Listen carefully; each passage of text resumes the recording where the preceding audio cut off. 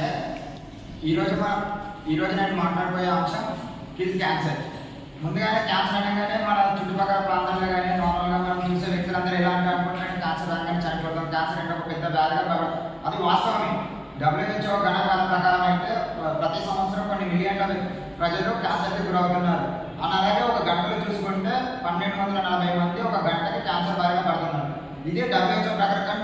అదే WHO ఏం చెప్తుందంటే మన క్యాన్సర్ని ముందుగానే డిటెక్ట్ చేసుకొని ముందుగానే ఒకవేళ మనం దాన్ని కనిపెట్టి సరైన చికిత్స సరైన ప్రివెన్షన్స్ తీసుకున్నట్టయితే ఖచ్చితంగా మనం దాన్ని జయించవచ్చు అని అదే WHO చెప్తుంది. సో ఇక్కడ మనము ఆ గణాంకాలను చూసి సంవత్సరానికి లక్షల మంది కొన్ని కోట్ల మంది క్యాన్సర్ బారిన పడుతున్నారు కదా అని భయపడడానికంటే అదే WHO చెప్తున్న ప్రివెన్షన్స్ని పాటించి క్యాన్సర్కి దూరంగా ఉండడం మంచిది. అయితే ఫస్ట్ క్యాన్సర్ అనేది ఎలా వస్తుంది, దానికి ఏంటంటే క్యాన్సర్ అనేది ఒక కణాలు మన బాడీలో ఎక్కడైనా కానీ ఏదైనా ఒక ప్రాంతంలో కణాలని విభజించుకుంటూ తర్వాత అవే నాశనం అవుతుంది. ఇది సాధారణంగా అందరి హ్యూమన్ బాడీస్లో జరిగే ప్రక్రియ. కానీ క్యాన్సర్ ఉన్న వ్యక్తికి ఏమవుతుందంటే అది అనియంత్రణీయంగా అంటే నియంత్రణ లేకుండా పెరిగిపోతూ కంటిగా మారిపోతుంది, అంటే ట్యూమర్స్గా మారుతుంది. దానివల్ల ఏమవుతుందంటే క్యాన్సర్ వస్తుంది. సో దీనివల్ల క్యాన్సర్ వస్తుంది, ట్యూమర్గా మారుతుంది. అంటే ప్రతి కంటిగా మారింది ప్రతి ట్యూమర్ క్యాన్సర్ ట్యూమర్ అని కాదు. కానీ ఒకవేళ మీకు ఎక్కడైనా బాడీలో ట్యూమర్ ఉంటే వన్స్ మెడికల్ చెకప్ చేసుకోవడం బెటర్.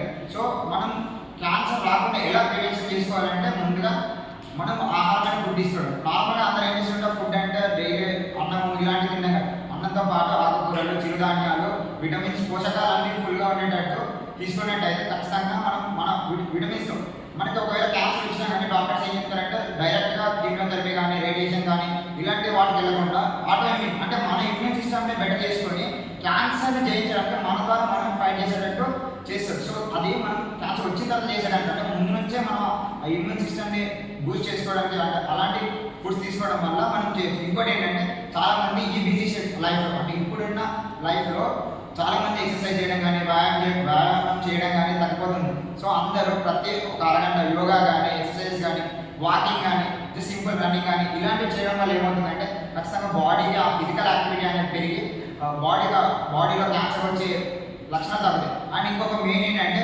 నార్మల్ పర్సన్ క్యాన్సర్ ఒక నార్మల్ పర్సన్ అంటే ఇలాంటి మద్యపానం కానీ పొగ త్రాగడం కానీ ఇలాంటి అలవాటు లేని ఒక పర్సన్కి క్యాన్సర్ వచ్చే ఛాన్స్ కన్నా ఇలా మద్యం తాగడం పొగ తాగడం లేదా గుట్కా తంబాకు ఇలాంటివి తిన్న వారికి క్యాన్సర్ వచ్చే ఛాన్స్ ఎక్కువగా ఉంటుంది. సో మనందరం ఏం చేద్దాం, మనందరం ఇలాంటివి అంటే సిగరెట్ తాగడం మందు తాగడం ఇలాంటివి తాగకుండా మన చుట్టుపక్కల వాళ్ళకి కూడా చెప్తాం ఇది తాగితే క్యాన్సర్ వస్తుంది తాగకండి అని చెప్పడం వల్ల క్యాన్సర్ రాకుండా ఉంచడం తగ్గించవచ్చు. ఇంకోటి ఏంటంటే ఏజ్ పెరిగే కొద్దీ కూడా మనకి క్యాన్సర్ వచ్చే ఛాన్స్ ఉంటుంది. ఏజ్ పెరిగే కొద్దీ ఛాన్స్ పెరుగుతుంది కాబట్టి ఏజ్ ఒక 40 దాటిన తర్వాత 30 దాటిన తర్వాత మనం రెగ్యులర్గా చెకప్ చేసుకోవడం అనేది బెటర్.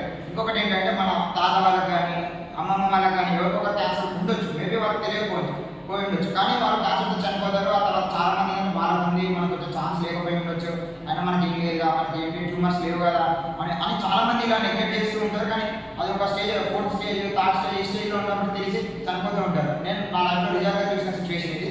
సో అందరూ అలా చెక్ చేసుకోవడం బెటర్. అండ్ కొన్నిసార్లు ఏమైందంటే మనం ఎన్ని జాగ్రత్తలు పడ్డా మనకు క్యాన్సర్ అనేది అటాక్ అయ్యింది అనుకోండి, అప్పుడు ఏం చేయాలంటే అప్పుడు భయపడకుండా మనం ఫస్ట్గా క్యాన్సర్ కనిపెట్టుకోవాలి. అంటే మన బాడీలో ఎక్కడన్నా ట్యూమర్స్ ఉన్నాయా లేదా అని కనిపెట్టుకోవడం వల్ల ఉంటే టెస్ట్ చేసుకుంటే లేకపోతే బెటర్, ఉంటే మనం దాని తగ్గ ప్రివెన్షన్ తీసుకోవచ్చు.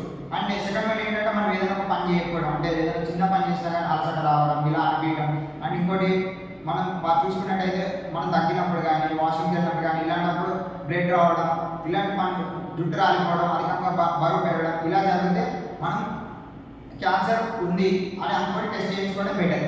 అండ్ ఇంకోటి ఏంటంటే ఇప్పటి నుంచే చాలా ఎగ్జాంపుల్స్ ఉన్నాయి మన డే టు డే లైఫ్లో.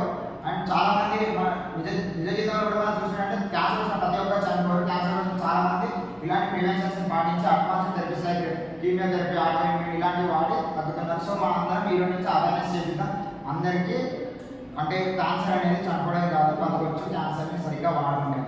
థ్యాంక్స్.